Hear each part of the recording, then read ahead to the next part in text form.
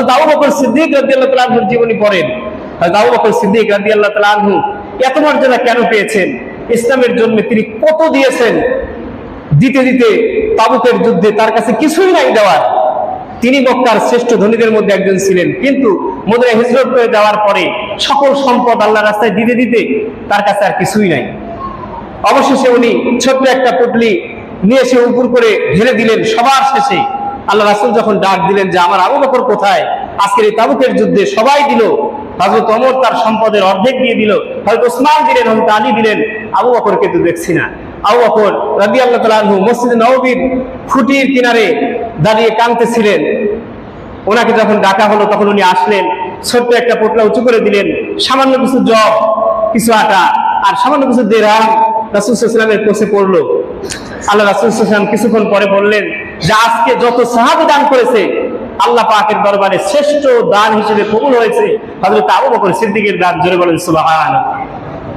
কি কারণে তার দান এত অল্প দানে আল্লাহ পাক এত বেশি খুশি হয়ে গেলেন? আল্লাহ পাক যতদিন তাকে সম্পদ দিয়েছিলেন ততদিন তিনি দিতেই ছিলেন। এমনকি খলিফা হয়ে যাওয়ার পরে তার স্ত্রী মাত্র 1-2 দিরহাম তাদের খাবার থেকে একটু বাঁচিয়েছিলেন, সেটা পর্যন্ত তিনি বন্ধ করে দিয়েছেন। জোরে বলেন সুবহানাল্লাহ।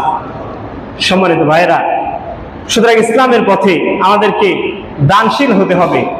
আল্লাহ পাক রব্বুল আলামিন বলেছেন মুমিন তো তারাই যারা নাকি গয়বে বিশ্বাস করে এবং সালাত প্রতিষ্ঠা করে, কায়েম করে এবং আল্লাহর রাস্তায় ওয়াকাফে দান করে। আল্লাহ পাক রব্বুল আলামিন পবিত্র কোরআনুল কারীমের মধ্যে দানের ফজিলত সম্পর্কে অনেক কথা বলেছেন। আল্লাহ পাক বলেছেন মাসালুল্লাযীনা ইউনফিকুনা আমওয়ালাহুম ফি সাবিলিল্লাহ কামাসালি হাববাতিন আমবাতাত সাবআ সাহাবিলা ফি কুল্লি সুমবুলাতিন মিয়াতু হাব্বা আল্লাহু ইউযাইফু লিমান ইয়াশা আল্লাহু ওয়াসিউন আলীম। আল্লাহ পাক রব্বুল আলামিন বলেছেন যে যারা আল্লাহর রাস্তায় তাদের সম্পদ ব্যয় করে তাদের দৃষ্টান্ত হলো একটি বীজের মতো, যা জমিনে গেড়ে দেওয়ার পরে সেখান থেকে একটা ধানের বীজ থেকে একটা গাছ বের হয়। সেই গাছে আবার অনেকগুলি শীষ বের হয়। সেই শীষে এক একটাতে 100 করে প্রায় 700 ধান একটা ধান থেকে উৎপন্ন হয়। জোরে বলেন সুবহানাল্লাহ।